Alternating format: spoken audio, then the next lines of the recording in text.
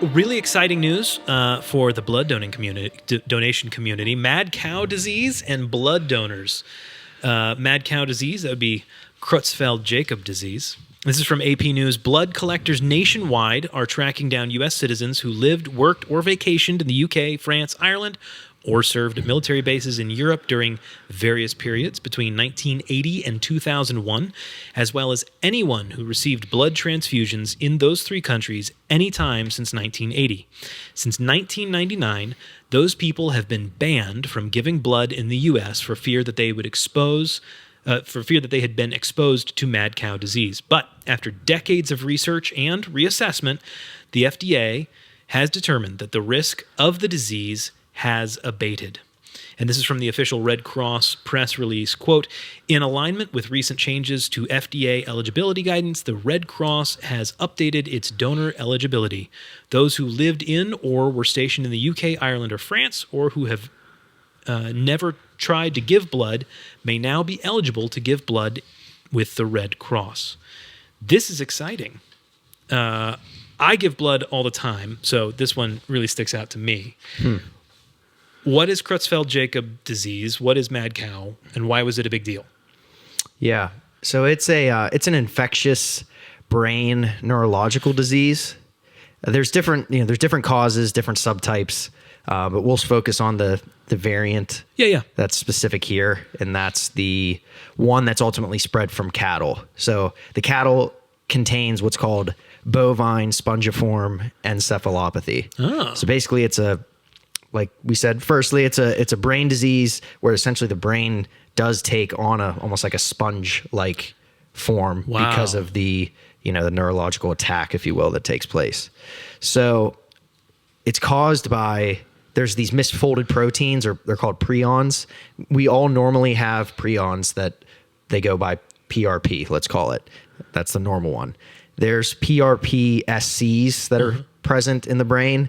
Those are the bad ones. And those are the ones that can convert all the good ones into bad ones. Oh, wow. And so once that happens, there's essentially just irreversible damage that can happen to the gray matter of the brain. And so again, it goes back to that spongy, holy look that occurs. How are people getting it? What was the relevance of living in England? Yeah, it's obviously super rare. Yeah. But I guess in the UK, there was an outbreak of like 200 and some people. And so because this disease is imminently fatal, it has a long incubation period, but once you start to show symptoms, you almost die pretty quickly. They were like using bone meal, basically, not to be crude, but parts of the animal that they weren't eating were getting basically recycled and then refed back to the cows. So it was like circulating their own disease. Wow. Yeah. So it was mixed in with fertilizers and antibiotics and all this stuff. It was like this big, self-sustaining cocktail for the cows. And that's what they were doing in Britain. And that's why it spread so quickly there. That seems like that was a bad idea. Yeah. Yeah. And then there was, and then in addition to eating that, they thought that, well, obviously if you're getting a blood transfusion, then the same infection could be spread that way. And I think there were 5 cases that VCJD was shown in individuals who had transfusions. So after that point, so it was possible to spread it via a blood transfusion. Yeah. But in a quick way, the process that they use, I guess, to purify blood after donation is much more thorough and eliminates almost all likelihood of that happening. So plus it's been long enough now since an outbreak that the likelihood that's what I looked at. It was 10 years saying from exposure. So once you pass that 10 years, you're being overly cautious. And the point we are now with blood donations, didn't maybe seem wise to be so overly cautious about that when there's such a need. Yeah. There is always a very high need at the Red Cross. I know every time I get hit up constantly. I literally just deleted an email a few minutes ago from the Red Cross because even though I go every month, you should give platelets and blood. It's really, really important. You should do it.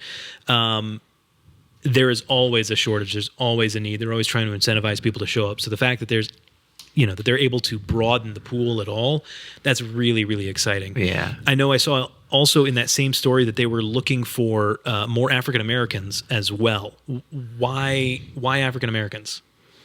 Yes, sickle cell is a incredibly common blood disease that seemingly affects more of the African American population. And, Interesting. And in order to, before we go down the rabbit hole of what sickle cell is exactly, once you're affected by it, you're almost imminently in need of a blood transfusion. And You may need like 1,000 over your Yes. lifetime. Yeah. Wow, really? I didn't realize that. Black people, I believe, there's like a 1 in 3 chance if you're black that you'll be a match. Okay. Versus if you're white, the chances are so much lower. So when they've that high demand, when a sickle cell person has that kind of demand need, and you've got a 1 out of 3 chance that another black person will be a match, it becomes very critical. Okay, so it's that they need specific types of blood if they are sickle cell positive. Yes. And Black Americans being the primary carriers isn't the word, but they have that type of blood that matches that in a far greater quantity than anybody else does. Mm-hmm. Okay, that makes sense. Okay, well, there you go. If you lived in England or you are sucking wind, you should probably go see if you can donate to the Red Cross. It's really important, and they have snacks, so that's always a plus.